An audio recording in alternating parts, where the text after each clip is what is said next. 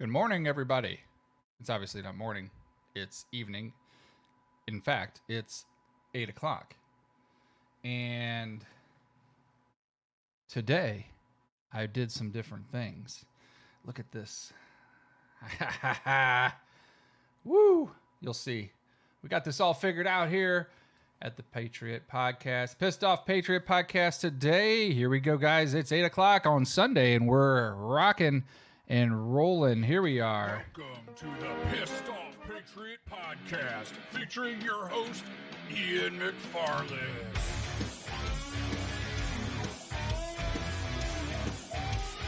Hello, everybody. It's Sunday night, and we're here, the Pissed Off Patriot Podcast, and it is going to be an exciting week. We got so much to talk about with everything going on this week. It has been insane. We got mask mandates going on in St. Louis County. We got talk about it in Jefferson County. We've got, idiots that run the county trying to tell people that the state law doesn't matter what it says. So we're going to talk all about that today. And everybody out there should know that there's a whole lot more going on behind the scenes. But the first thing we need to talk about is the bump stock cases are proceeding through the courts. Now they're going to a new full panel. And what's really cool about that is a full panel of judges that already struck it down once are going to rehear the case again on the full court, which is important and on appeal. But I think it will get struck down ultimately again, and that's a good thing. But we also have to talk about this brace case, what they're doing with the ATF, where they're pushing the braces to be essentially shut down. Let's put my hat on different tonight. Here we go. Little Defiant Munitions. Oops, it's over here. Defiant Munitions logo there. So what they're doing with the brace thing is they're going to try to backdoor this through an executive action through the ATF chief. And there's like 41 million people that have braces on their firearms at this point. So this is going to be extremely hard to convince a court that that's going to stick. I really just don't think that that's going to fly. And I think it's going to be extremely quickly dismantled. I could be wrong. I'm kind of turning this a little bit because it's not quite in the right place with the new thing, and I'm getting a lot of wisps through the microphone, so I don't like that. And we're going to see if we can make a change here a little higher. There we go. That's better. It seems a lot quieter to the high-pitched squeals. Okay, so they're basically trying to push this through. I just don't see it happening. I think that the courts are going to shut this one down for sure. I just don't foresee it going on and getting anywhere or getting any traction. I also know that they've got this new what they call the ghost gun receiver thing going into play too. So the things we need to do is go to the Firearm Policy Coalition website. It's Firearm Policy Coalition. I want you to go there. You can follow the links from there to make a comment. And in doing so, what you'll do is essentially add your name to their comment log, and it will give you the opportunity to further comment and keep it clean, okay? Keep in mind that when we don't keep things clean, the ATF will just totally ignore your comment. And so we want to make sure that we keep it clean so that way they do the right thing and review your comment. And then, of course, you have been entered as a comment. The more comments they can get, the better. And at the end of the day, if that's the case, the more comments we get, the better we got going. And the chances of defeating it are better. So that is the goal. And that's what I need you to understand, that each of these little comments is important, even though it may seem minute, it may seem small, like nobody really cares. ATF does care, and it makes their job harder because they have to answer your comment. And so the other thing they can use is when they go to court, they can say, look at how many people have commented on this that it's going to affect. And that ultimately changes the look of a judge, because they look at it like this. If one person's commenting, it's kind of similar to contacting your politician. If one person makes a comment, okay, that one person is most likely 10 people, okay? So that's how they're looking at things. And if you understand that logic, okay, it's a very important position to be because you control the narrative then. And it's very much harder for a court to ignore. I think I finally got this in the right place and it sounds good. It's very much harder for a court to ignore the facts that there are people out there that will be affected by it directly, and people who will become ultimately criminals overnight based on fraudulent laws passed without authority of Congress. And even though Congress can pass this, it's still a question of the states saying, hey, the Second Amendment is protected and it is not allowed for a government to make law. And so, therefore, these laws are unconstitutional in their entirety anyway, and these weapons are in common use. And so, therefore, banning them is unlawful. And that is kind of where we are as far as that goes. And unfortunately, it's been a long time coming, but I think we are going to finally see, a change to those kind of things. And we're going to have to see some major changes in that. I just don't see that coming back anytime soon to not allowing the states to finally start to push back, kind of like they do with the marijuana laws, where they want to say, hey, look, marijuana may be illegal on a federal level, but we believe that on a state level it should be protected and that we should be able to use it and so forth and so on, and sell it, which I'm not a big fan of, but that's okay. We can all have our differences of opinions and we can go our different ways on that. The reason I don't prefer it personally is I think that people abuse it. It isn't used to the purpose that they claim it's going to be used. And so therefore we have a lot of people who are essentially going out doing dumb things on it, and it creates a negative influx of society that we never had before. So I know some people disagree. That's fine. Everybody's got their differences of opinion. And if that's the case, that's the case. But, understand that's me. Okay. And that's maybe not how you feel. And I get that. And that's fine. And everybody has their own way of doing things. So, we'll go from there. So the first person I'm going to have on tonight, and the only person, is actually going to be Shannon Stock. Underground State Radio is going to join me here. Let us get him on here real quick. I was talking to him earlier today, and we've got a new employee at the shop, and she started this week. What was it, Saturday? Because we had a big power outage. And so the shop was actually down all day with no power on Friday, which really stinks because I had to close.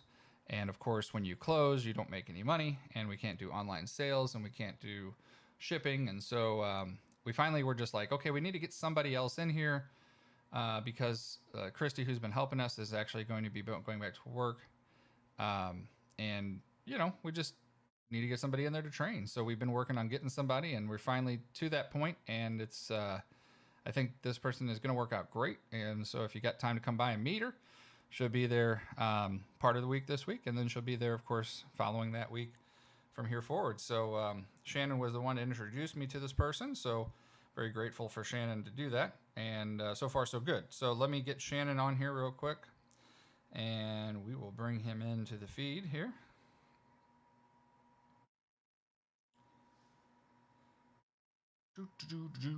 Let's see what we got here. Phone system around St. Louis has been really goofy last week. I'm not really sure why either, but hopefully it'll get me out here in just a second. Do we have him yet? So I went to the Brad Paisley concert the other night. Are you there? I'm here, buddy. Hey, what's happening, buddy? Oh, not too much. Just doing the thing, I got you, buddy. I got you. So I was just telling the story about how I went down to the Brad Paisley concert the other night. And while I'm standing there, I'm getting ready to put my phone in the box, and the guy who's working security, and he probably didn't mean to, sweeps the box over while I'm putting my stuff in the box, and of course knocks all my stuff out of my hands. and in result, my phone that I've had for like 3.5 years that's never had a crack in it now has a crack in it. I'm so pissed. So I guess we'll see what happens. But that was my story for Friday night. That sucked. Of course, I went as a I went to the concert as a Cedar Hill cowboy. I wore sandals and a cowboy hat and shorts. Oh boy. Well, that must have been a sight. we gotta do what we gotta do, right?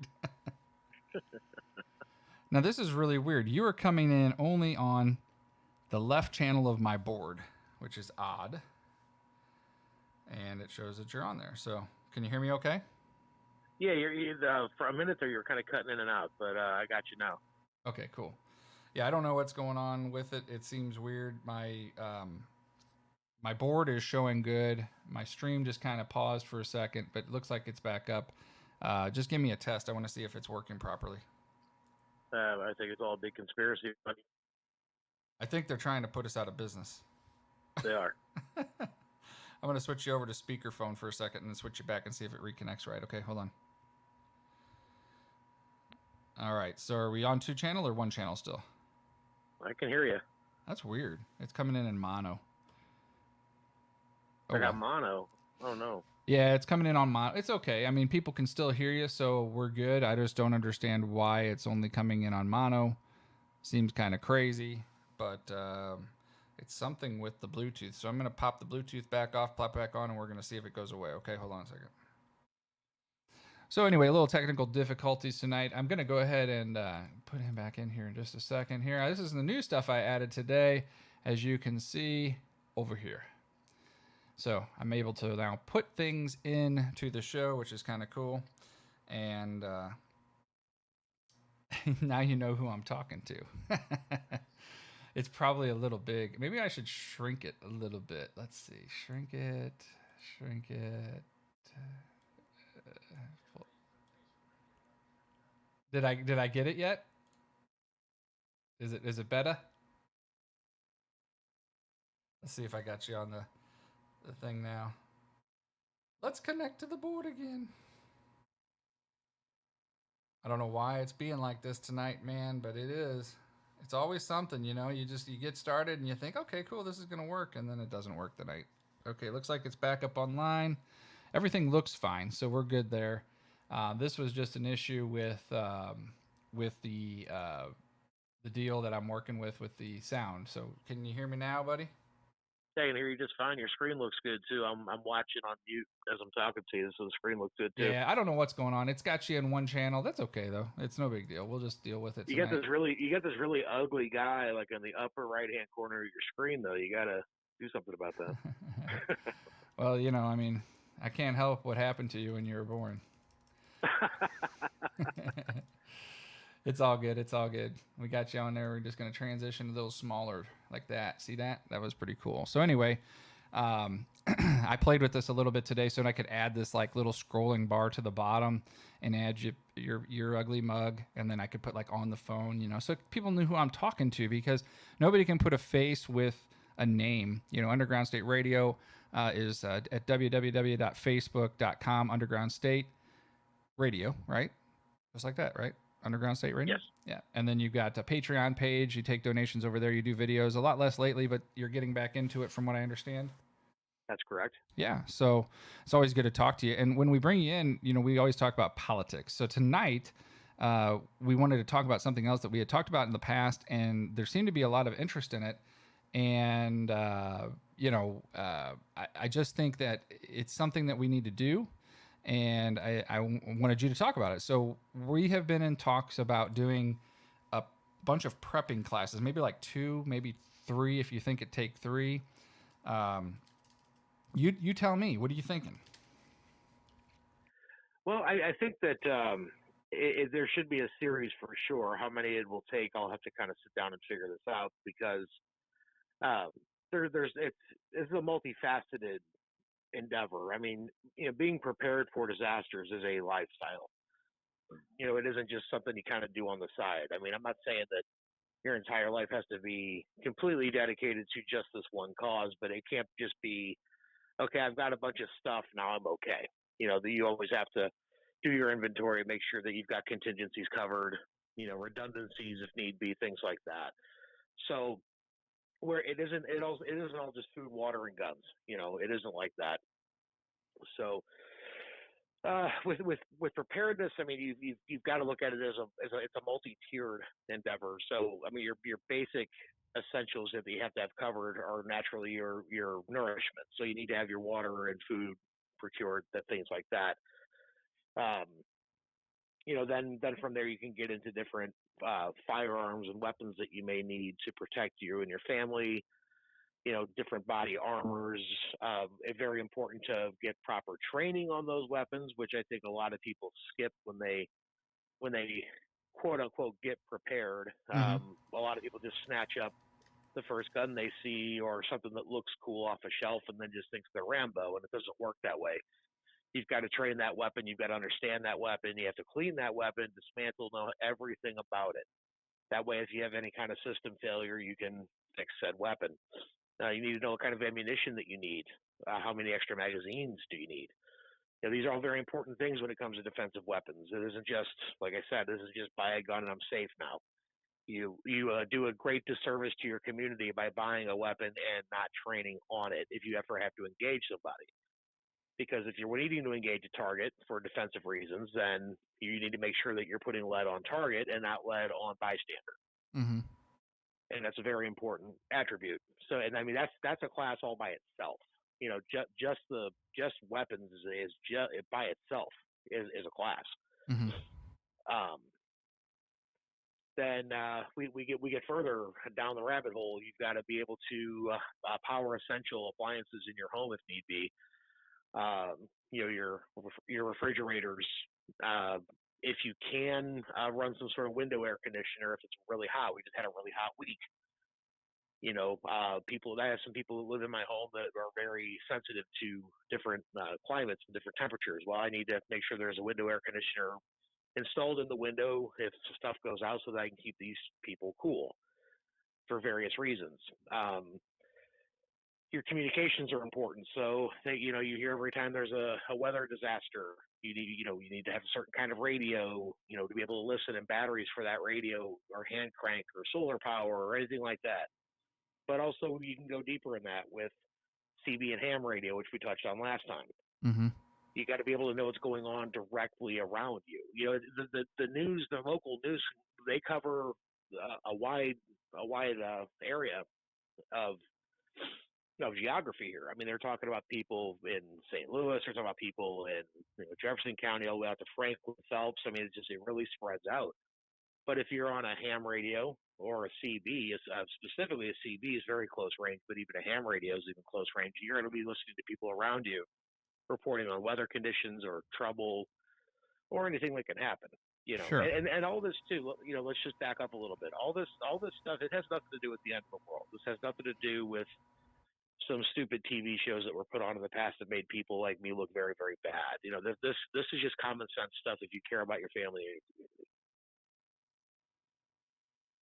That's really what this is about. I know that like we talked about before, you are extremely prepped for any kind of disaster. Obviously, not for anything but the zombie apocalypse, because that's what's the most important thing to be prepped for. But let me just get this clear. You are pretty much prepped to be able to probably survive a year. Is that justifiably? My household of 6 people can sit under the roof for 2 years and we're not moving.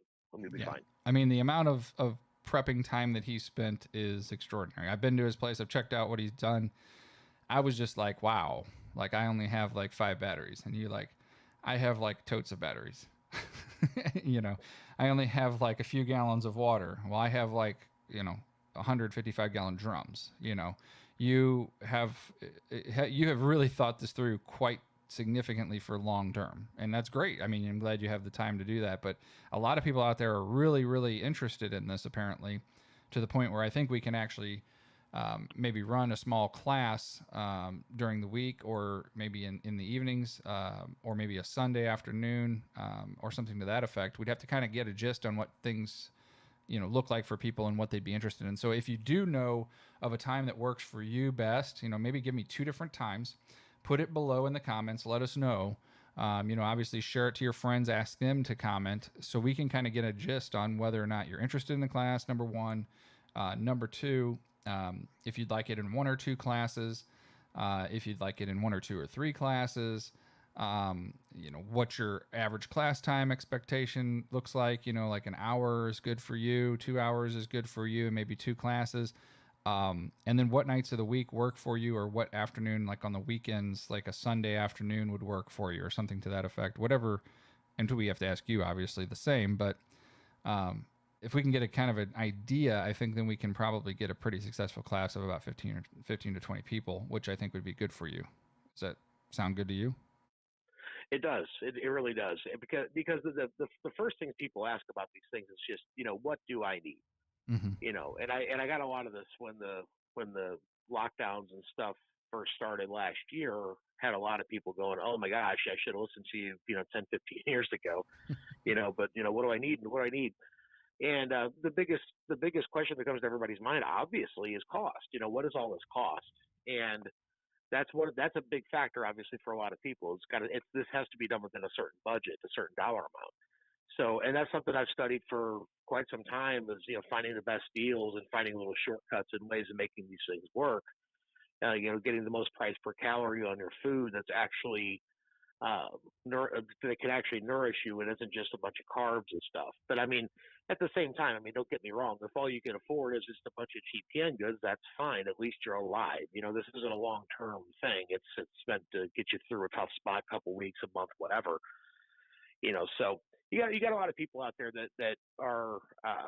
I love these quote unquote experts in any field, but you've got a lot of folks out there that get on these preparedness websites and blogs and stuff, and they always cut people down for, well, you don't have enough nourishing food. It's like, well, look, it's one thing if you're living off the grid. It's another thing if you're actually just trying to survive a tough spot for a couple of weeks. You just eat what you can and you stay alive. Yeah. You can always readjust back to a nourishing diet, and also just be sure you got multivitamins stocked up, and that takes care of a lot of the trouble.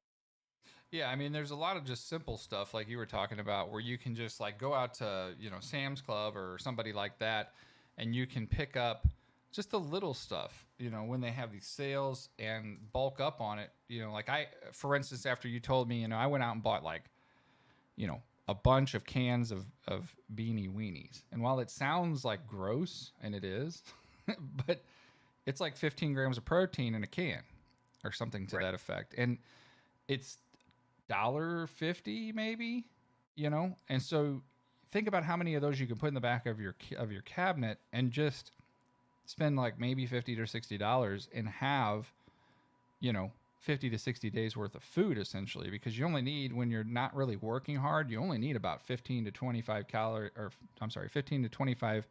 grams of protein generally a day to not really lose weight and stay healthy. And most people, when you hit my age, 40,000 years old, I'm down to eating literally one time a day now, man. I drink a protein shake in the morning, eat a banana or an apple in the afternoon, and I eat like maybe 30 grams of protein in the evening, and that's it. Otherwise, I just balloon up, at my age. Metabolism dies. Yeah, what you're saying is very important. And the thing I always tell people to remember is when you're at rest, if you're like literally just like chilling out all day long, you still need to eat about 1,200 calories a day for proper brain function. This is a very important thing. Mm-hmm. How many calories a day? 1,200. 1,200, yeah. So you can do that. A couple bananas, can of beanie weenies, a couple bottles of water, and glass of milk or something. You're good to go. You'll survive. You're not going to be Ethiopian skinny, so forth and so on. But so what I've actually been doing specifically this past go around with kind of like doubling down on supplies. Usually my go-to are freeze-dried foods. You have companies like Wise and Augustin Farms and things like that. I prefer to go through Augustin Farms because number one, the food tastes good and the price is right. So you can get a 6-gallon bucket of food that has 8 different varieties of food in it. It's all freeze-dried. All you have to do is just add water and cook it up. But that for a 1 month supply for one person, so a 30-day supply for one person, it's only about between $90 and $100 a bucket. which is insane when you think about it. And the food actually tastes good. You know, you've got everything from mashed potatoes and mac and cheese. There's some milk substitute in there. There's different chicken and rice dishes, and broccoli, and a lot of really good nourishing food. And it doesn't have all the sodium and trans fats and things like that. And price per calorie, you're really not going to beat it. Yeah, and a lot of people don't realize how much. If you're at our age, how old are you now? I'm 38. Oh, you're still a kid. No, you're quite a bit younger than me. But anyway, when you get up into that 40 range, that's when your metabolism just drops to the floor, and people don't understand. Like when you're my age, if you eat crap food, you become extremely fat quick. Number two, you have absolutely no energy whatsoever, and your body just doesn't like it. Like, it's bad. I don't know if you've experienced that at 38. I know it didn't really hit me till I was like maybe 40, 41. But have you experienced that during your 38 years? If I'm going about my usual daily course, no. But I mean, if for some reason I kind of get off the beaten path, like I can remember a couple of years ago, I was doing a rehab job on my basement, and so it was like a lot of just convenience food, fast food here, grab this, grab that. And yeah, I felt like total crap. I'm working my butt off, but I felt like crap. I'm burning the calories, but it's the intake is still bad. There's a lot you don't have any saturated energy fats. foods. You got all shit. Yeah, it's all trans fats and saturated fats and things like that, which in a survival situation, you're going to actually kind of need those things to bulk up, but it also depends on what that situation is. If it's a they're locking everything down and I don't want to go out and deal with the idiots. Okay, well, you don't really need to eat, like, you don't need to eat survival style, heavy fats and heavy calorie, heavy protein kind of stuff. But if you're looking to keep your diet diversified and a little more on the healthy side, that's where the freeze-dried foods kick in. Yeah, now that's important. I mean, a lot of people just don't get, like, you can get good, non-GMO type food that's frozen, and you can store it for long periods of time. And you can get freeze-dried foods that are also good for, from what I remember, pretty long. I mean, like year and a half. Is that about right? For the freeze-dried food? Yeah, for a lot of the freeze-dried, like, oh yeah, by the way, we got 2 channels again, weirdly. Well, most freeze-dried food actually lasts in a sealed condition for 20 to 30 years. Mm-hmm. So that's the other big benefit to that stuff is. Okay. You don't have to really worry about that expiration date creeping up on you and losing your food. This is something like literally, it's like, okay, it's 15 years later. Oh yeah, I still got that bucket down in the basement, down in the corner, just chilling. Maybe I ought to just, hey, I'm making some fish tonight. I want some mac and cheese with it. Go get it out of the bucket instead of grabbing something else or making it homemade. And just get it used up and cycle out a new one. But you're not going to lose any money. Right. You're talking about a month's worth of food for one person for $100 or less. I mean, I've seen those buckets for as low as $75 a piece, and it's unbelievable the bang for the buck. I mean, there's oatmeal in there. I mean, a lot of really good food. Check them out. It's called Augustin Farms. You can actually find them on Walmart's website and other places, Amazon. You can go straight to their website, whatever. I mean, you can get them anywhere you want. Sure. I know some people don't like to shop certain places and all, and I respect that, but just, find a good deal and get what you can and stock it up for your family. Yeah, one of the guys on the comments says, when it comes to surviving, GMO would be the least of my concerns, which is true. I mean, let's be honest. When the zombies are coming, you're going to be lucky to get a can of Beanie Weenies out of my cabinet if you get in here in the first place. Yeah. Yeah, and I mean, that's the thing of it. I mean, just remember, everybody. Look, I mean, there's a lot of people out there that will, like I was saying earlier. I actually posted a video back about a year ago where it was an exclusive video on my Patreon page. So if you want to see that, it's at patreon.com/USradio. You got to become a member to see the video. But it's I showed everybody what I had done as far as kind of like doubling down on my food storage as far as store-bought items. And this guy had to, of course, try to rip me up about it. Like, oh, that's a bunch of unhealthy, empty calories, blah, blah, blah. It's like, well, bro, this isn't just, I'm not going to sit here and eat this stuff for 2 years. That's not what's going to happen. I mean, there's going to be neighbors that need help. There's going to be friends that need help, people in my community that need help. So this is stuff I can help out with and supplement other food items I already keep.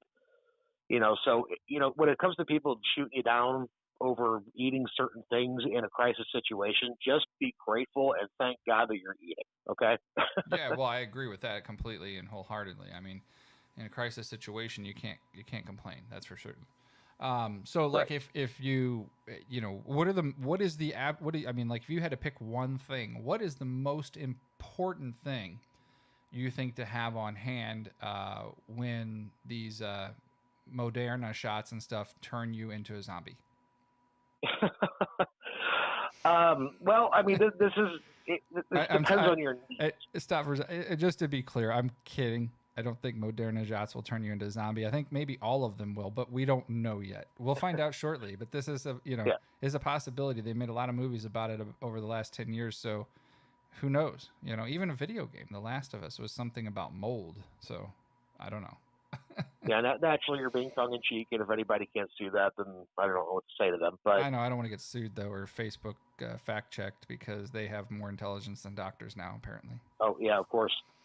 So in answer to your question, though, that can actually be a very difficult question to answer because um, it's going to depend. Your needs are going to depend on the scenario. So, for example, when the lockdowns were going on and a lot of people were just afraid to go out, there was no issue with water supply. There was no issue with people's houses or the utilities or anything like that. So really, what was the biggest the biggest need, the biggest necessity during that was obviously just being able to fill your pantries.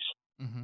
A lot of the store shelves were empty, things like that. So it's like that was actually the biggest need. Now, if you've got a worst case scenario breakdown of things where utilities are going off and things like that, you're going to have your house for shelter, which is actually one of the key important things. But water is paramount. If the water stream is either contaminated or if the plumbing's not running to the house, then you're gone in 3 to 4 days. I mean, water is vitally important. Okay. Yep. So water, you would say, is the absolute most important. In a civilized society with a lot of buildings and things that already exist, yes, but you need to find a clean source of water or store it yourself. That is or have ways to filter it. This is what has to be done because this is what you drink. This is basic sanitation. This is also what you cook with. You have to have it. Okay. So it's a done deal. Done deal. Okay. So water is the absolute most necessity. That's why you have 500,000 drums of it at your house. Right. Now, I guess we'll at the class we'll discuss how you store it because there's a lot of misnomers on how to store water, obviously, and I know that some of these jugs that they sell water in at the grocery store break down after so many years. So I know you know about that because you and I have talked about that. And then there's certain ways to store it and certain other ways that you have to add specific stuff to it every month or so. But we'll get into that when you have your class. If you are interested in joining us for a seminar on prepping with Shannon Stock of Underground State Radio, let us know. We'll make it reasonable. It'll be a good little class, and I think it'll be something that you'll take a lot of information away from. Shannon's very passionate about this, and we've had him on a couple times and talked briefly about it. Some other people had expressed a big interest in it at the time, and I think at this time it's probably even more now because people are starting to really see that it's very possible right around the corner that we have a financial collapse, cut off of the economy, a shutdown, as per se we just did for kind of a 6-month period. The realities of this is kind of coming true. I mean, wouldn't you agree? Yeah, it is, and the thing is, that's actually something if you don't mind, I wanted to jump on real fast about is if there's any kind of monetary collapse, there's two things that are going to be very valuable. Any kind of skill set that you know that you can apply in service to another person, or items to barter. Now that can mean whether you're a mechanic or an electrician or a roofer or whatever, okay. And that can also mean I have extra toilet paper, toothpaste, bars of soap. Okay. But there's something I wanted to talk about with that. You'll go on a lot of places online where they talk about bartering on these preparedness websites. And they always say that a good bartering item is ammunition. I'm telling you right now, stupidest idea in the world. Because if you are in crisis mode and other people are in crisis mode, trust is going to break down for the most part. It's going to be very difficult to know who's your best friend, who's your worst enemy, the whole 9 yards. Never, ever, ever barter your ammunition. Well, Period. never barter any weapon of defense because it could be used True. against you. True. They rarely mention the weapon themselves. They mention ammunition a lot. That's why I'm really pointing at that. Don't do it. Period.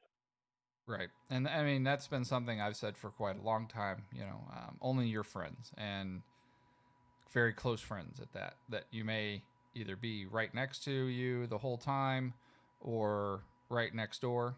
But getting outside of your little box is a no-no because they'll rob you. They'll hold your kids at hostage. Yep. Take all your stuff. I can count on less than two hands who I would give ammunition to in a crisis. That's the way it should be, absolutely. Now, if anybody wants to give me ammunition and their guns during a crisis, feel free to give me a buzz or contact me through Facebook, or I'll be happy to take extra guns. I'm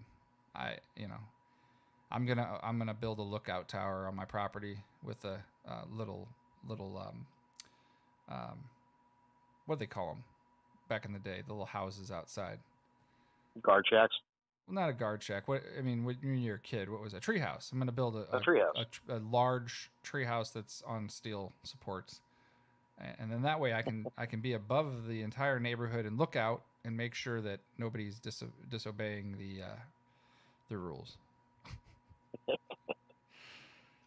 No, it'll be interesting for sure. My neighbor actually asked me one time if I was if I really had machine guns, and I said, hell yeah, man! Zombie apocalypse coming someday. You never know. So, little joke, but he was like, "You are serious?" I was like, "No, I'm just playing with you, man. I wouldn't hurt none of you guys unless you tried to hurt me." Right. But so if you were to do a class, like what do you think it would take? Like 1 or 2 classes, an hour, hour and a half, 2 hours? What's your thought process? Well, like I was saying earlier, I mean, just the thing about weapons by themselves would be a course by itself, and I'm not talking about actually like teaching defensive maneuvering and things like that. This is just common sense thing about purchasing and getting the training and the kind of things you're going to need. So I mean that's the thing by itself. As far as covering your essentials, that would be another class, and then there's kind of a little extra list of things that isn't a bad idea to have. So I'm thinking like 3-hour-long courses. Okay, gotcha. Could do it, or I could really squeeze and do a 2 hour and a half. Mm-hmm. That makes sense. It'd be pretty fast paced, so it'd be one of those things. Bring a pen and paper and take notes. Hey, you got to do what you got to do. But yeah, I mean, it's that sounds reasonable. I think a lot of people could deal with that and not have not feel overwhelmed, I guess you would say. Yeah. Yeah, it's a lot of information. It's a lot of information if you're just getting started. Yeah, and that's one of the things I was kind of more concerned about was putting people in a position where they come to a class and then they feel like, well, shit, I got to go back like 2 weeks, or I got to go back more than one time. And, oh, my God, there's so much information. But if we did have one of these classes, feel free to come in and turn on, like download the voice recorder on your phone and record the course so you can hear and review it later. I would think that would be no problem with you, right? I mean, that gives, exactly. That's totally fine. Yeah, it gives you a lot of information there to digest over time then. And, obviously it'd be a smaller group. We're not going to make it huge groups. And we discuss like a time that should be able to work for everybody. So that way you're not rushing there. You're not having to run home real quick. You don't have kids screaming and yelling at home that you got to get home to. So we'll try to work it out for everybody so it's fair. But let's get on to like, if you lived in a neighborhood, I mean, can you just give me a little bit of a little narrow situation scenario? So if you lived in a neighborhood and, there's one entrance in, one entrance out, obviously you're going to have a bunch of neighbors that are not going to understand what to do. And you're going to have a lot of people who are extremely nervous and crying and not really understanding how to deal with their electric being probably off or their water not working, or 2 or 3 days and they don't have any air conditioning. It's 100 degrees outside. So give me that worst case scenario. 5 minutes into the situation, shit's all out. Everybody knows it's not coming back on for a couple of days. Let's just say there's let's just say there's a hurricane in, in your neighborhood. that day, Mhm. which we know obviously there's no hurricanes up here, but let's just say there's a hurricane or a really, really bad torrential downpour, and your power goes down, and they tell you it's going to be like 3-4 days. What's your plan? So my plan of action is simple, and actually this hits home with me because I live in a 60-house subdivision where you can only get in and out the one way. So if you're in a scenario where you know there's going to be 3 to 4 days of no power and it's hot outside or it's cold outside or whatever it is, anybody in the neighborhood that you, of course, you know, it's all neighbor stuff. So you should know each other pretty well, which is your first step. Is you should already know your neighbors. But what you're going to need to do is when you're speaking to your neighbors, find out who has the largest refrigerators, find out who largest freezers, things like that. Those are the houses that get the generator power to run the in order to run the utilities. Okay, so you've got to get those fridges running. You got to get all that stuff running. Everybody, label your stuff. Already have it labeled. Move it over into their freezers and refrigerators. That way, nobody's losing anything vitally important. Because the things you're going to need are obviously the eggs, the milk, the nutritious stuff. You know, if you got some hot pockets in the freezer, let them spoil. Who cares? They're hot pockets, you know. But you're going to want to get all the food moved around into refrigerators and freezers that will keep it, okay? Because, you know, some people, they can't afford to lose 2 weeks of groceries. So make sure you've got that set up with somebody where you can get your stuff moved. Then also you want to try to figure out which houses can accommodate the most people for either for sleeping and bunking down if you need to do if you need the heating and air conditioning if the weather is bad. So that's another thing. So you basically are going to designate certain houses in your neighborhood to do certain tasks. Some can be just straight up for cooking. You know, if you've got somebody, like if all the power's out, I mean, you can't really do much, but maybe somebody's got a large patio or they've got a gas grill or they have, you know, just a charcoal grill, whatever. Okay, you can do all your cooking and preparation there. Get everybody fed. You know, and this would be more for like a long term, like several, like, you know, almost a week or so. But I mean, if the weather were really terrible, or you've really got to take care of people, this is the way to do it. You've got to spread your food around, put it in the right places to keep it preserved. You got to keep people in good temperatures. Mostly your elderly folks, you got to take care of them first. Make sure they're not getting sick or overheated or too cold or anything like that. But that's really all it takes is you got a game plan with some of the able-bodied people in your neighborhood, have a plan, and then when it happens, you implement said plan. Some people aren't going to go along with it. That's fine. Then they're going to lose food, they're going to spoil things, they're going to overheat, or they're going to get too cold until they come to their senses, and then they're going to jump on board. You know, they're going to see, wow, that works, let's do it. Now, it sounds crazy, but it isn't, because I've already had to do things like that before with friends. And it worked out just fine. You'd be surprised that people they'll come around to the idea when the situation actually comes to their front doorstep. Mm-hmm. Yeah, it is when you definitely when you get into that position of you know, coming to your front doorstep, it's a whole different reality. Like I know when we had a power outage here a couple years back, it was like almost instantly that people were just kind of shocked. You know, and like, I think it was only maybe 10 hours or maybe 12 hours. And don't get me wrong, it was pretty bad because I think it was an overnight situation in the middle of the summer, if I recall. And, you know, the food in the fridge essentially went bad. You know, the freezer downstairs defrosted over the 10 hours and ruined the food. I guess it was maybe longer than 10 hours. It was probably 12 or 14 hours. But we had a very similar situation out here where I'm from. Several years ago. So, and it shocked a bunch of people because they weren't expecting it, and they didn't have air conditioning, and they were freaking out, and they didn't have power, and they just didn't know what to think, you know. And then finally they got it turned back on, but I think it was almost a day and a half later or so. It was a long time. It was more than normal, and that was that really bad storm that was out here a couple years ago. I think you remember it. I do remember that. Yeah. So. It is really daunting when it comes on to people, and you see those issues. They just dawn on you really quickly that, oh crap, I'm not ready, you know. And so one of the things with a class like yours would be to get you into that position where you are essentially ready for that next step. You're ready to,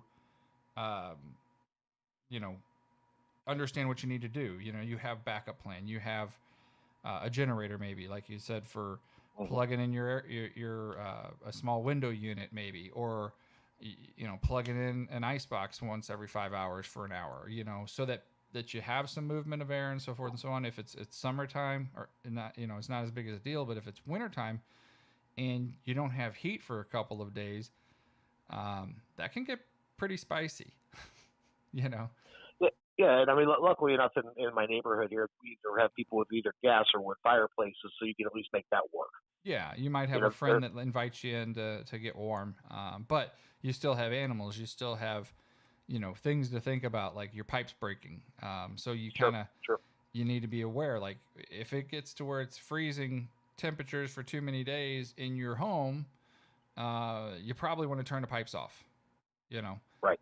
Because otherwise you're going to end up with a burst pipe, and that's going to be a bigger nightmare than you already have with no electric. Let's per se. So. Right. Yeah, there's definitely some things to be prepared for. So like, let's just talk. I don't know. Give me a scenario. Give me another scenario. What's another good scenario? Say like, I don't know, solar flare.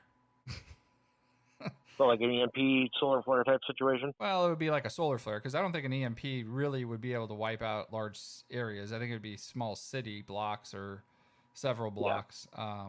So EMPs, like in the movie where they knock out half the damn country, that's probably not necessarily a realistic thing. Yeah, you might be able to knock out like a central electric facility in multiple cities at once, but I don't foresee it being anything where it's going to knock out everybody. Solar flare would be more able to probably knock out large countries at one time. Well, sure, and it's happened before. Mm-hmm. Okay, so in a solar flare situation, I mean that's just one of those things. This is where you're gonna have to rough it. Right. This is where you got to rough it, because basically anything that's got power run to it is going to be practically fried, and that even includes your vehicles, possibly. This is a thing. I mean, you all of a sudden you don't have transportation now. There's no way to even run a generator because all of your everything electronic is fried. So this is where you got to rough it, and this is where it's important to have those essential skills: knowing how to build a fire, knowing how to improv any kind of different shelter or water catchment systems. All the stuff, the best stuff you learn in the Boy Scouts. This is what I'm talking about. And it's been amazing over the years. I've quizzed a lot of friends about this kind of stuff. It's amazing how many people do not even know basic survival skills, even to last a weekend on a camping trip. Mm-hmm. Exactly. So, know how to build a fire. You got to know how to navigate. You've got to know how to, what kind of berries or different roughage out in your yard you can eat and what you can't eat. How to hunt small game, how to hunt large game, how to clean that and cook it properly to what temperatures. All this stuff, because this could happen. Not saying it is happening or going to happen, but it could happen. Mm-hmm. And at this point, if anybody doubts that, especially after what we've dealt with the past 18 months, you just got your head in your ass. I don't know what else to say to you. Yeah, anything can happen, guys. And that's it. I mean, you just don't know. That's the point of being prepared for pretty much anything, and I know you are, except for maybe an alien invasion. Have you ever thought about? Are you actually prepared for that? I don't care about that. You're not prepped for an alien invasion. What happens if you have an alien invasion?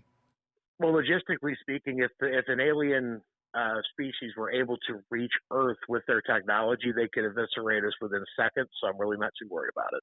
Oh, okay, so we would just blink and it would be over. So it wouldn't matter. Yeah, it'd be Independence Day. It's over. So. Okay. Well, what if we win and we have, like Will Smith on our side or something? Well, if we have Will Smith, it's a different story. So okay. So yeah, if you have Will Smith, and we might have a chance. Maybe he's getting kind of old though.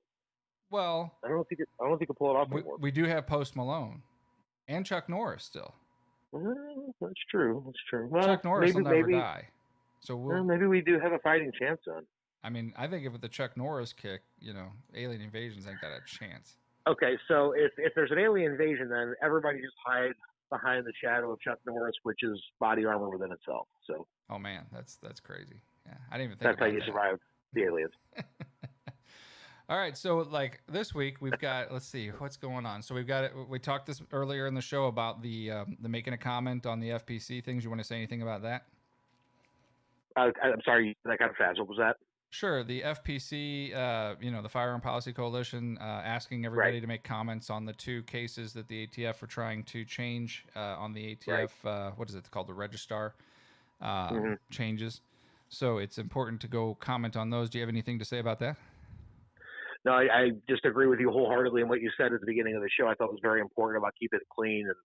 And we get on here, we might cut up and drop some bombs, but guys, use your best grammar, your best etiquette, your best everything when it comes to addressing this issue. Otherwise, you won't be taken seriously. Yeah, I mean it's a very important situation because it's also every comment that has any kind of curse words gets dumped, and Yeah. so that's one less comment that goes in front of a court if they need to use that as standing to show that there's a problem here. And stick with the facts as well. Don't get your feelings involved. Tell them, well, I feel like you're being mean. They don't care about that. Present some facts, present some stats, give them the what's what, but do it with the facts. Yeah, I mean, you don't even have to get crazy. You can just say, you have no right under the Second Amendment to do this. You need to reread the Constitution, guys. Thank you very much for allowing me to make a comment. And that's a fact. That's a fact. The Constitution states clearly they have no right to infringe your rights. Yeah, one of the things with that is they keep figuring out that there's way more of these braces than they originally interpreted, and I think that might be a massive blow to them in court because originally it was talked about 10 million-ish, then it was 13 million, then it was maybe 20 million, and the latest number I've seen this week was like 41 million is what they're estimating at this point, that there are embraced weapons out there that have never had a problem killing people like they claim that they're going to be so dangerous and do, right? But this also falls back on a situation now where FPC, being as smart as they are, and Adam Kraut being a master ninja attorney, is probably going to go to the courts and have them, or ask them, I would think, if they do try to pull this, which is actually going to be stupid for them because it's actually ATF suicide here. I think they're going to put it in front of a judge and say, look, these weapons have been prohibited since 1934, but yet we have 41 million of them out there in the public right now, unregistered, and not one has gone off. Right. They're not so dangerous and unusual. People can't conceal them, and that was the whole purpose behind the original ban, was claiming that they could be concealed and could kill people easier because of the shorter barrel. Now, this also falls in play of the same thing with the other shotguns, and I wouldn't say there's probably 41 million of them out there, but I'm sure they've ramped the hell out of the production of those in every facet and every different brand out there to the point where there's probably half of that, wouldn't you think? You would think so by now, yeah. Yeah, I mean, it's been 10 years, so I mean, there has to be at least that. So then you come back on that as saying, look, there's so many of these out there with that issue too. And then that ultimately becomes an issue because if you certainly all of a sudden get them to rule that these weapons are in common use and they can't be regulated like this, right? Now you open up a whole can of worms for suppressors, and you open up a whole can of worms for machine guns, because there are tons of machine guns out there in public use with registration that aren't causing problems. And there are also unaccounted for machine guns that are in dealers' hands that are post-sample machine guns, which are newer guns, right? So them claiming that we have to cut that off at 86 because they're so dangerous and unusual, blah, blah, blah, blah, then becomes an issue because you have common use among dealers where you have, I would say, this would be my guess, I would say there are, I would say with dealers and most dealers having, I would say there's somewhere probably around 20 to 70,000 extra machine guns that aren't on the registry as pre-1986 registered weapons. Maybe more than that. Maybe 250,000. So you become an issue there too. And that's what it's really coming down to. One of the biggest things that they can cite in their ruling is the fact that in Massachusetts, they did a ruling on tasers being legal in the state, and saying that there were over 3,000 of them in the common use in the state of Massachusetts at the time of the ruling. And so therefore they were in common use by the Supreme Court and therefore protected. 3,000. Okay. That's a small number for one state. So if you it is. The thing that really bothers me about this, though, Ian, and I mean, of course, we have to go down this road because of how abusive the government has been toward all of our rights.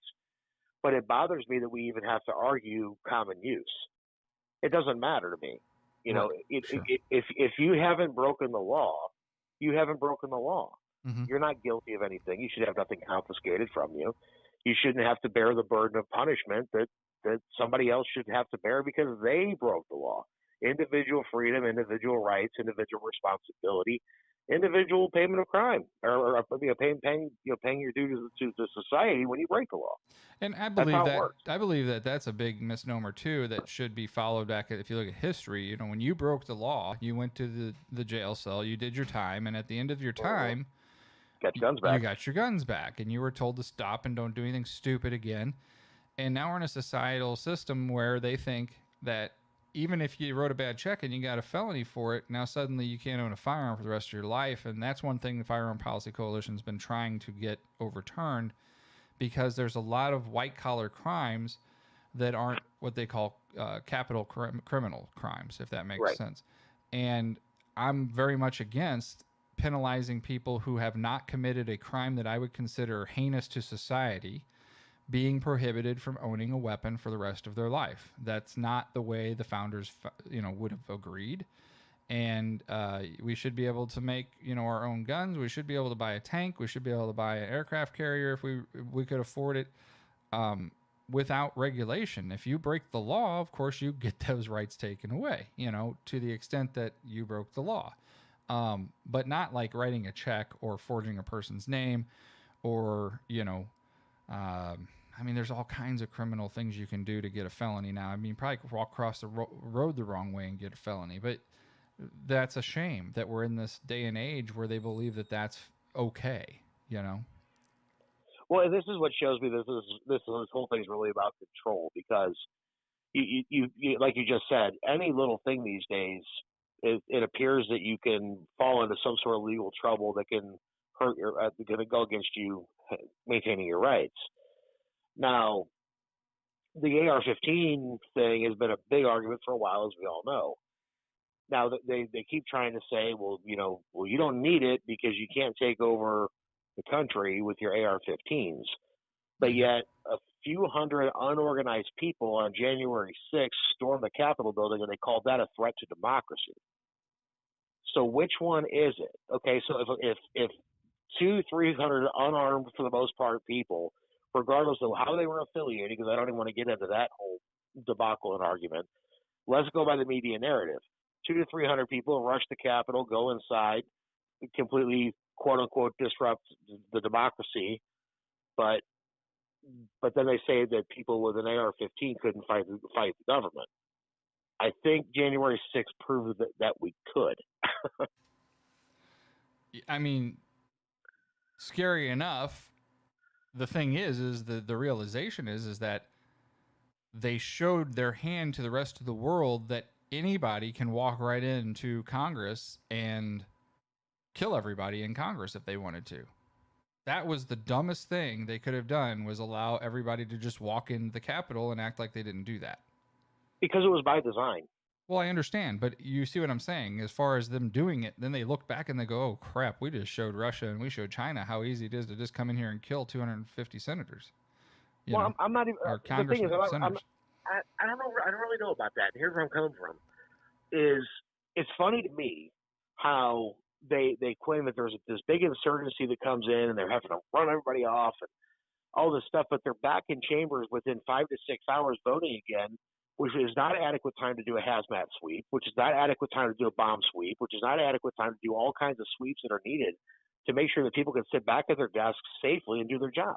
Well, after they were in their offers and they were in their offices and everything. If somebody really wanted to just plant bugs or bombs in their office, that was very easy to do. Nobody. Yes. And they just brought all those people back in like it was no big deal. So they obviously knew it was no big deal, because they watched people and had everybody followed, and they knew where they were going and they knew what they did. So this was all a lie. There's. I don't know. To me, the whole thing's a big lie, and I hope that one day these people get justice that have been being held in prisons without any kind of an answer from the government. That's just totally wrong and bizarre, and especially that people aren't really taking it seriously here. This could happen to anybody Anybody. Right. If you do this to a Republican, you don't think that the Republicans can do it to a Democrat. So how do you think that it's going to be any different or any less fair? You know, I mean, the Republicans started this crap with the Patriot Act. right, but I'm saying is this can work both ways. So why would you want to even do that? Why would you want to persecute people? I mean, what happens next time that BLM, is doing their thing and all of a sudden they just start, putting these people in prison for 25 freaking years in Guantanamo Bay? I mean, these Right. people do some serious stuff. There's absolutely, there's no excuse for it. You know what I mean? As far as, it's a political prisoner game, just like they did in Nazi war camps. I mean, if you were against them, they put you in prison forever, and they'd hold you with no trial, and they'd give you no resolution. No due process. And that's what our founding fathers made very explicitly clear, that they would not do this, and that this is against the Constitution of the United States. That anybody that's here has the protections of the rights of a free man, and that is including a right to a trial, a speedy trial at that, not just a standard trial. So, there were some reports this week, I think, where they were saying that one of the prosecutors was struck down by the judge. Thank God the judge stood his ground. But the prosecutor was trying to tell him that they needed to hold the guy for another year and a half while they got their whole, thing organized for prosecution of a trial. And the judge goes, that's not going to happen. Right. I'm not going to give you a year and a half. You've had it half a year or almost already, and you haven't done enough to get a prosecution. I mean, this is pretty cut and dry. The guy walked in, he walked out. Nobody got hurt. Nobody did anything. What else do you need to know? But they're coming after these people full bore, trying to make them out to be, hardcore hardened criminals. And the one guy, sadly, probably just had enough and was like, I don't want my life taken away from me anymore, and I don't want to die in here, so I'm just going to agree to a felony, and I'm going to go about my life. So he got a felony and 6 months served time in prison and released. And his life's ruined. He won't be able to get a job now. Most likely he won't be able to vote again. He won't be able to own a weapon. And this is all horseshit. The guy did nothing but walk into the Capitol, and walk out. And from what I understand, he took pictures and then left.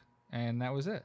So, which is actually our house, the people's house. Well, right. We pay taxes. It's our afforded place to congregate and protest the government in. And that's a really sad time that we're in, where we can't even do the things that are afforded under the Constitution without being persecuted, by the alternate party. So if you're in that party and you just think this is funny, just keep in mind it can happen to you too, with a corrupt side of government or the right side. So this should affect everybody and be extremely concerning to those people who are laughing about this, thinking it's kind of funny.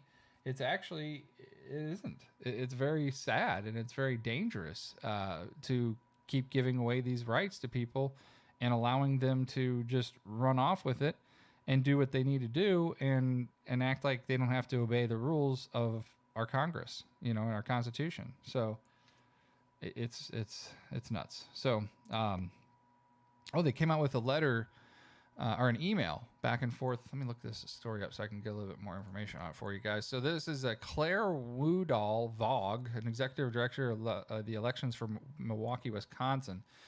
And essentially she got an email from a guy at a company called electiongroup.com. And Election Groups is one of the groups that actually came in to certify some of these elections after the elections were held. And they were saying that there was issues with the ballot total. So they were part of the companies that came in to do an evaluation. So, of course, this is how corrupt these people are. He sends her a message at 4 o'clock in the morning saying, damn, you have the flair for drama, delivering the margin needed for victory. I bet you had those votes counted by midnight and just wanted to keep the world waiting. And she replies, LOL, I just wanted to wait to say I had been awake for a full 24 hours. So they were laughing at you, essentially, as they made up the votes for the election. Now, this is supposed to be a nonpartisan business that does election auditing, who's emailing the election executor for Milwaukee and congratulating her on submitting a bunch of ballots. And keep in mind, this was 3 a.m. It was 140,000 votes specifically only for 120,000 votes in Milwaukee County after she lost her election drive. She can't find it. Magically, November 4th, the Democrats find 120,000 votes only for Joe Biden. Any kind of conspiracy here? What do you think? Oh, boy. Get down this road. I'll tell you, obviously we don't have all the facts yet, so that's why I've been a little bit quiet about this scenario. I just don't like putting my foot in my mouth. But just the more and more this goes on, obviously it's looking like there's some problems. I mean, first and foremost, just the way the goalposts kept being moved, the entire process was basically a way to cause Trump to lose. It's obvious. Anybody can see that, and just the people that got their way, they're happy about that. They don't care, and they're going to try to hide behind the fact that, or the illusion that it was a legal way of doing things. But hopefully the facts come out, and hopefully people push for those facts, and hopefully they don't get suppressed and swept under the rug like most everything else does. We'll just have to hold our breath and see. Well, I really hope in Arizona they throw these bastards in jail that are ignoring the subpoenas, and they hold them for a long, long time like they are the January 6 people. Yeah. Then we can watch that political persecution happen. We know you cheated. We know you're a bunch of cheaters. So we're going to take away your life. We're going to seize all your assets. We're going to lock you down. We're going to come to your house with the FBI. Well, it won't be the FBI, but the Arizona FBI, whoever that might be. And Dominion the same. I hope they lock down Dominion through subpoenas through the judge, and they force them to provide the documentation, or if they don't, then they end up being able to be sued.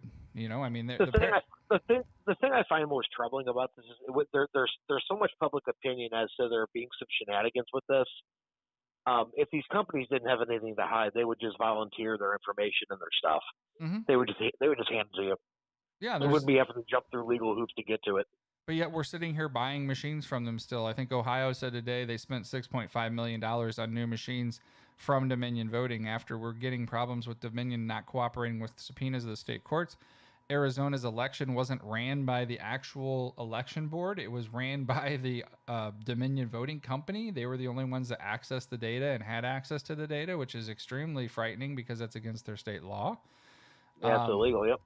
So we got a whole bunch of questionable things that happened here. And then they're denying giving the rest of the information to the audit team because they don't want a conclusive audit that actually has all the facts and the numbers real. They don't want people to really know what happened. And exactly.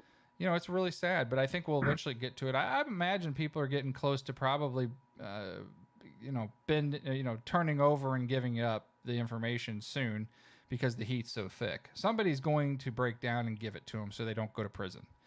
And somebody's going to tell how it happened and what happened and who was involved, and then those people will give more information. But the big problem comes into, I think, that the FBI and the ATF and everybody else are all in on it. Everybody's all in on it, so nobody's going to do anything. And that's really sad because our country is supposed to be built on the rule of law and justice and not political boundaries.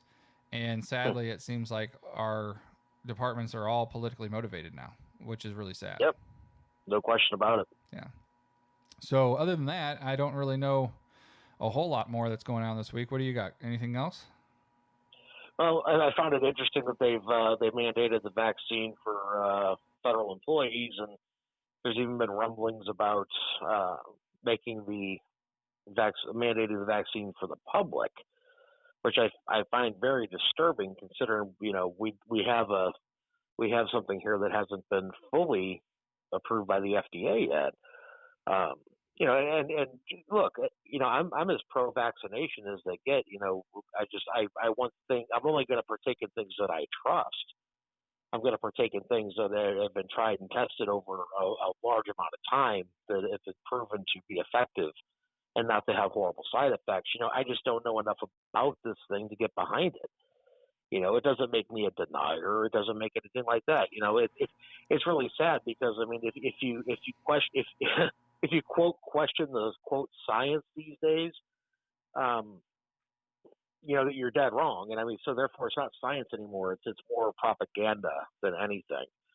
And that's what's so troubling. And they're saying there's all these breakthrough cases and all this stuff. Well, what did you expect when you reopen when you reopen the country after you locked everybody down and everybody gets back out in the world again? Of course, if there's a virus out there, cases are going to spike. Of course they are.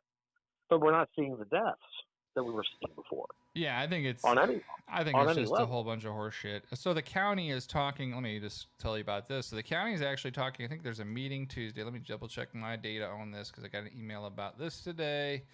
Let's see here. There is a Tuesday night meeting, 8/3 at 6 p.m. at the county council down in Clayton. That's at 41 South Central Avenue, Clayton, Missouri. And essentially, there's been recently a bunch of talk about them trying to pass a mask mandate, possibly. I don't think it'll happen, but I think it's important to be there. They're also claiming that 1 or 2 people received COVID while they were at the meeting, but there was something like 275 people that showed up to the meeting. So if only 2 people contracted COVID with no masks, I'd say that's a pretty good average, considering the typical average is like 10 or something when you're talking about people who are wearing masks. So somewhere important to look at being, if you are in the St. Louis County area or you know someone in the St. Louis County area, let them know Tuesday night, 8/3 at 6 p.m. at 41 South Central, Clayton, Missouri. There is a county council meeting. And last time there was a ton of people down there. Mark Bukowski was there. Paul Berry was there, who had ran for executor. Oh, that's another thing. Paul Berry actually filed a suit against Sam Page this week for not doing his job, essentially, and as a citizen wanting him to be removed from the office. So that'd be an interesting suit to see go through the court system. I'm sure they'll strike it down, but maybe they'll listen to it. I don't know. We'll have to see.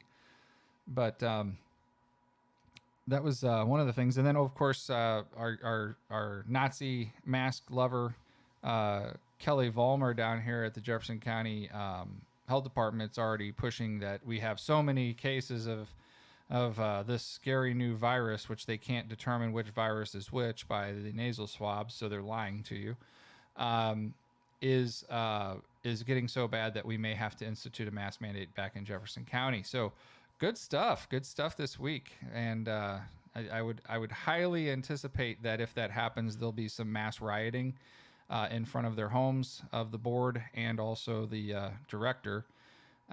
So I would highly suggest not being stupid and doing that unless you want a pissed off group of people. And I'm not talking like myself, but I've heard there will be several hundred people that come to your locations, and that's not a good thing. So, but when you get into where you're suppressing people and taking away their rights, they're going to come to your home and remind you that they live near you.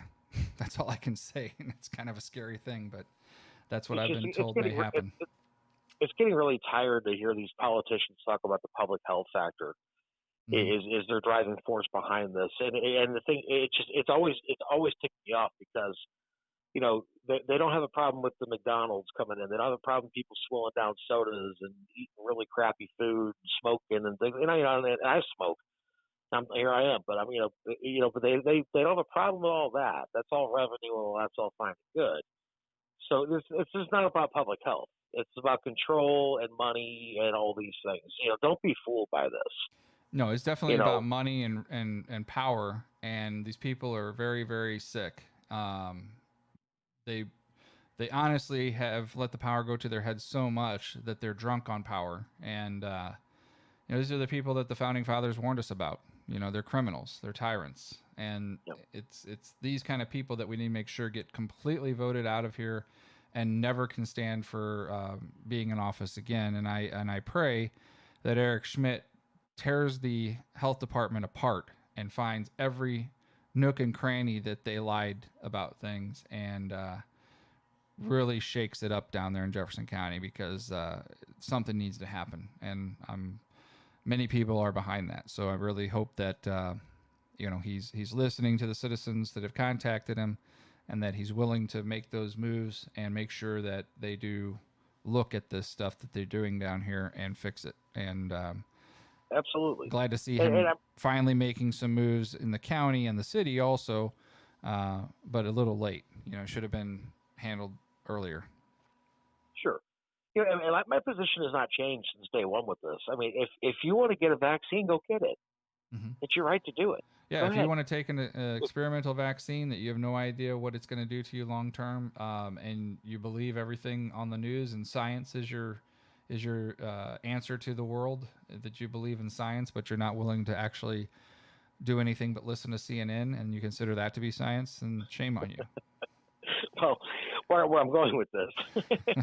I just got to put it out there. You never know if we're going to have somebody who believes that way on here. So my point to it is just if you want to go get it, you have the right to go get it. It's available to you. Whatever. Okay, live the dream. Do your thing. Sure. If I don't want to get it, I don't have to either. Now the thing of it is, I don't want to hear any more from vaccinated people saying, "Well, we have to wear masks again to protect the unvaccinated." Unvaccinated people aren't the ones bitching about masks. Yeah, we're not absolutely. the ones crying about people not wearing masks because we don't care, because we can assess our own dangers. We can assess our own risks. We are fine. If I'm a 38-year-old guy. I'm a reasonably healthy dude. I run a very low risk of catching. Well, first of all, I don't really go out a heck of a lot, so I run a low risk of catching it. And if I do catch it, I run a very low risk of even having any major problems. Mm-hmm. I just don't fit any of the comorbidities. I don't fit any kind of groups that are negatively affected, anything of the sort. I'm a healthy guy. Well, so either I catch a virus I know nothing about, or I take a shot I know nothing about. I'll personally, for me, Shannon, will personally just I'll fight the virus. Yeah, I mean, I've had I it. trust my body to fight it off. Yeah, some people I know have had it. I mean, a bunch of friends of mine have had it. Sometimes it kicks your butt, but some viruses do that. Other times it doesn't kick your butt. So yeah, I mean, it just depends on the person, and it depends on. But that's the deal, though. Enough of the shaming people. Either side needs to stop this crap. Mm-hmm. If people want to get it, let them get it. If they don't want to get it, leave them alone. It's just enough of the shaming, enough of the nonsense. Just live your damn life, make your money, go home, and be with your family. Yeah, and I totally agree with that. I mean, that's again a part of their game is to separate everybody, and so they create this drama between people of color. They create these dramas between people who do or don't take vaccines. And I'm guilty about it too. I mean, I've done it myself. Oh, you're a jerk because you believe in that. Well, you're a jerk because you believe in that. I mean, back and forth. So it is all there. People do it every day, and it's sad. It's sad, but it is what it is. You're only a jerk if you're trying to ram your agenda down another sovereign person's throat. That's where my position is on that. Believe what you want, just don't ram it down my throat or your throat or anybody's. Mm-hmm. Yeah, I mean, I agree with that. I'm guilty of it. You're guilty of it probably too sometimes, but to a degree, yeah, sure. It's just what it is. It's our nature to defend ourselves, personally and through other ways. So, I mean, the sad part is. We're seeing this like this just huge like division of our country, which is super sad.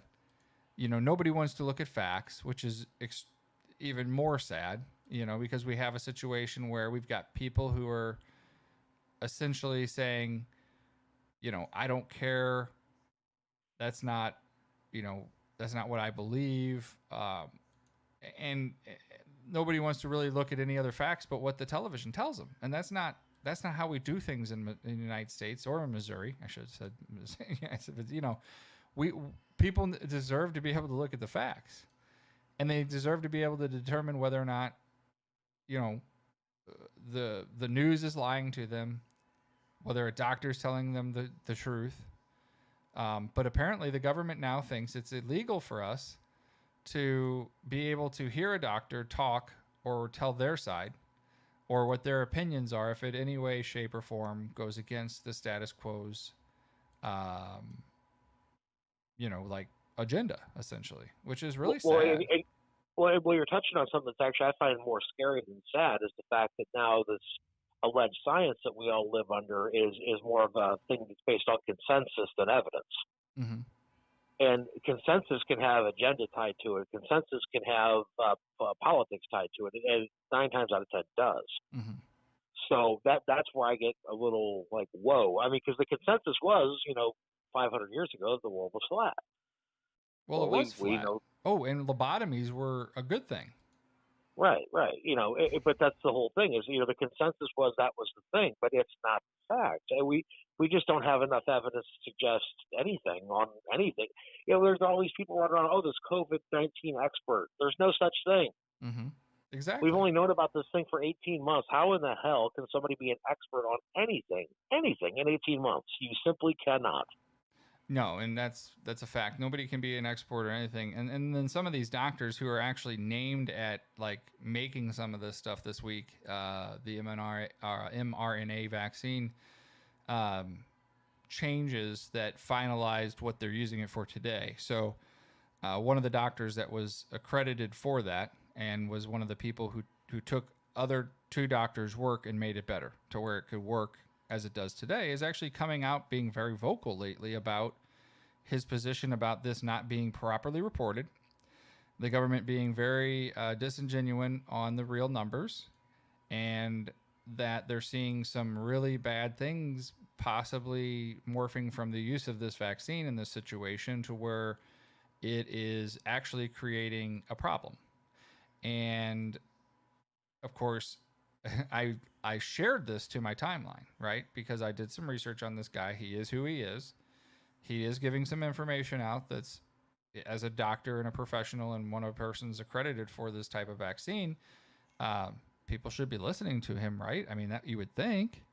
Yet here we are. Facebook's telling us that he's not a real doctor. He doesn't have the intelligence to know what he's talking about, and that the vaccines are safe and tested, and fact checking it as it's untrue information. Now, last time I know, you can't practice medicine in the United States without a license. So when did That's Facebook correct. get a medical license to be able to tell us that a doctor who actually developed this type of vaccine therapy, who understands what it is and actually was part of the persons who built it, has no idea what he's talking about and is patently false? Mm-hmm. That's got me kind of nervous because that is Sure. completely and totally against the ethics of being a doctor and Well, medicine in well, general. agreed. It's just being done with impunity too. That's the biggest. That's the scary part of it. Mm-hmm. Absolutely. And they act like they have no. You have no say so whether or not that they can do that because it's their platform. Well, that's actually falsified information that they're giving. They're telling you that this doctor is incorrect when this doctor most likely knows what he's talking about. I would assume if he's a doctor and he's one of the guys that designed this stuff, he knows what the hell he's talking about. And he's not saying that it's a bad thing. He's saying that it's not working quite as they said that it was going to work, and that there's actually starting to see some issues with it. And he's very concerned because it could spiral out of control. It could have massive side effects. It could have more powerful strains, which we had talked about in previous shows, come about that are then not able to be beaten by any kind of mRNA vaccine, and therefore will start just killing a lot of people because it's not working. Well, then the CDC comes out later in the week and says, oh, by the way, your vaccines don't actually work. And so we need to all start wearing masks again because you can still get sick and possibly might be shedding more dangerous cells off your body with the vaccine that could infect people who haven't had it, which I've seen that already too, where people are getting sick being exposed to people who've been on the vaccines. So you sit here and you look at this whole thing and you're just laughing like, does anybody really believe any of it anymore? Because it looks like such a shit show. It just doesn't look real, in any way, shape, or form. And I think a lot of people are waking up to that finally. Do you agree?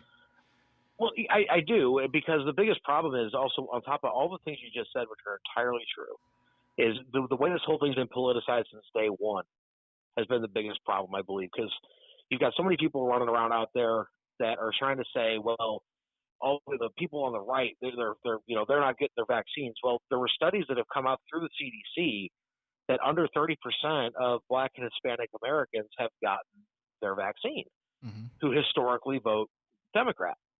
Now, on top of that, Donald Trump got the vaccine. Now, while it was in development, on camera, both Kamala Harris and Joe Biden both said they would not get the vaccine because they don't trust it. because it was Trump's vaccine or whatever the heck. It was something crazy they said, but it's on video. They said it. All of a sudden they get elected. Oh, it's greatest thing since sliced bread. We're taking credit. We're here's my arm. Yeah. Immediately. This has been publicized and politicized since day one. It's been a way to virtue signal the American people into submission. It's been a way to completely it's been the thing. We have a virus that's out there, guys. It's been weaponized politically and by the media to make you submit to the will of the government. Mm-hmm. Absolutely. That's what's happening right now. Yep. They want to know who will be obedient and who won't. That's what they want to know right now, and they're finding out. I agree. I mean, should you go licking every doorknob and kissing everybody you see? Of course not. Don't be stupid. But geez, don't buy into this thing that you're going to die if you happen to walk within 6 feet of somebody without a mask on.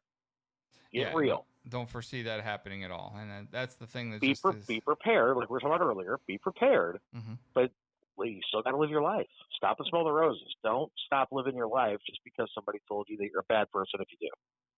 Exactly. I mean, that's what I don't like. I don't like this whole, you're a dangerous person. You're going to do this. You're going to do that kind of thing being spread around, to anybody who doesn't do what they say to do. And it's just, it's really disheartening, to be honest with you, just to see it happen. Well, their campaign of fear and shame has not worked, seeing as less than half the country's vaccinated. Mm-hmm. So can you knock this shit off? It hasn't worked. Try a different approach. Yeah, how about exactly. you sit down and going, hey, let's have a talk about this. Mm-hmm. Let's discuss this like human beings, and let's see if we can come to an agreement or an arrangement here. Because I mean, there's no real solutions in the world. I mean, it's just you got to. It's just making a deal and putting up with as much crap as you possibly can. That's really what it is. Exactly. Especially when you got 330 million minds all tied into it. You're right. Exactly. So did you think that there would be? I still don't foresee this like lockdown thing happening again. I really don't see mass vaccinations taking off. I don't think they're going to be able to pull that off. I don't think enough people are going to do it. I don't know. I think I don't know. I think there's just going to be a lot of things that are tabled just to see how people react to it, and they're going to keep things on the table that aren't getting complained about, and they're going to pull things off that people get irate about, and they're just going to feel out how much they can take. That's what's going to happen. But that's where people got to speak up, like you were just saying earlier. You were just saying earlier about making comments to the ATF. Making sure your opinion's being heard. Yeah, I think that you're right. I think that they're putting these things out to just see what the reaction is. The reaction is shit. So then all of a sudden people are going, they're suddenly going, hey, wait a minute. Oops. You know what I mean? And like, this is, that's not going to fly. People aren't going to put up with that shit. Yep. So I totally. They're just going to see how far they can take it. Mm-hmm. Yeah, I agree with that. For sure. But, let's see. Well, I think I'm pretty much wrapped up for tonight. What about you? I'm kind of tired. Yeah. It's been an hour. I'm pretty square, bud. I appreciate you coming on, Shannon. Underground State Radio, guys. You can check that at facebook.com/underground state radio, and also on you do YouTube too, right? I'm on YouTube. Yeah, you go to YouTube and search for Underground State Radio. You'll find me. Same way on Facebook, and then patreon.com/US Radio. Perfect. Yeah. So everybody out there that is interested in checking him out, he can check him out anytime. And of course, we always appreciate you coming on the show. It's been pleasant and a lot of fun. Hope you'll join me again. Thanks for having me, and I really appreciate it. No problem. Plan to have your radio or your classes soon, so we'll get everybody in tune to that as soon as we figure out how many people we got that are seriously interested, and then we'll go from there. Sounds great. All right, buddy. You have a good night. Thanks again for joining us. Yes, sir. God bless. All right, bye-bye. So, guys, that was Shannon at Underground State Radio. Great guy. Glad he came on tonight. We had a long conversation. That was pretty good. It was about an hour and a half. Next week, I don't really know what I'm going to do, but we always try to make it interesting and talk about great stuff. This week was just kind of a all over the place kind of week. There were so many different things that came out that we needed to discuss that was kind of crazy. So thank you for coming on and listening to us, of course. We got some new scenes here I'm going to throw up here. So a couple of things. Let's see here. We'll go to transition to this one. So a couple of my people that I deal with, I was talking about all the time. The Diablo Ink Tattoos, it's Aaron and Kat, and they do wonderful work. These are people who don't sponsor me, but people that I've done business with me. I've done business with them. And they're just good people, so I would like to tell you about them so that you can support them too out here in the county. So Diablo Ink Tattoos, Aaron and Kat, go in there if you need a tattoo anytime. They're great people, and they're located there in Coach Light Plaza on High Ridge Boulevard, second floor. He's been doing tattoos for years. Straight guy, really good, awesome dude. Lots of history on World War II. So if you get a tattoo there, make sure you ask him about it. He knows quite a bit. He's a very intelligent guy. Another great one here is the Omega Fencing Solutions. It's Anthony Sansone, and he is started his own business approximately a year ago. He's doing wonderful. He's just talked to him today when I got his information here to add to the podcast so we could bring it to you, and he was super excited that I'm putting up his card and logo. So check it out at Omega Fencing Solutions. If you need a fence installed or any kind of gating system or something around your swimming pool, he's the guy for the job. And he is fast, efficient, and always looking for business. So please give him a call and help build his company. Another great business out there is Evans Flooring. Now, Brad Evans and I have been friends for probably about 10 years. He's a great customer of mine. Friend of a great friend of mine, and we've just got to know each other so well. Brad has a wonderful story of a long-term relationship with God, moving back to a very straight living life, and has just turned himself into a wonderful businessman, having been blessed and just has a great opportunity and has been doing so well for himself. I'm so proud of him.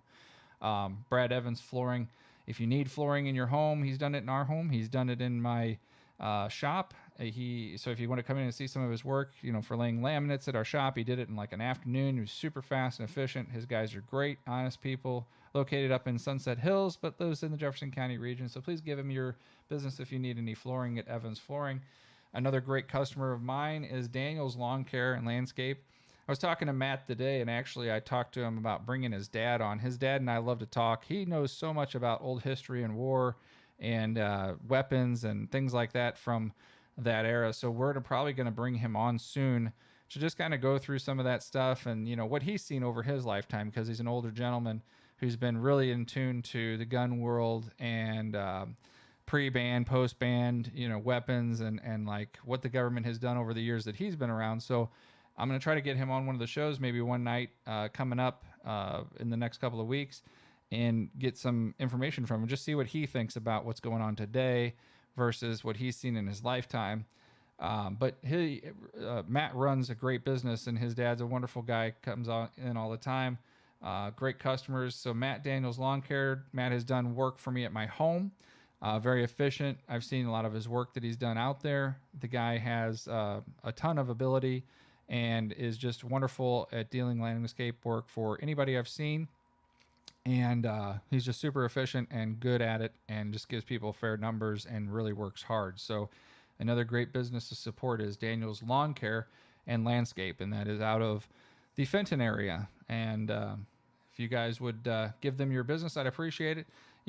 Every day we try to, just bring on people that are interesting and hopefully, make you happy to hear different voices and see different opinions on things. And so if you know somebody that might be somebody to talk to, or you think that it might be a good person to bring on the show, point them to us. Give us a mail. Let us know who they are. If you know how to get a hold of maybe one of these politicians around town that wants to come out and be on the show, that's great. We'd love to have them on and like to discuss, politics from our position.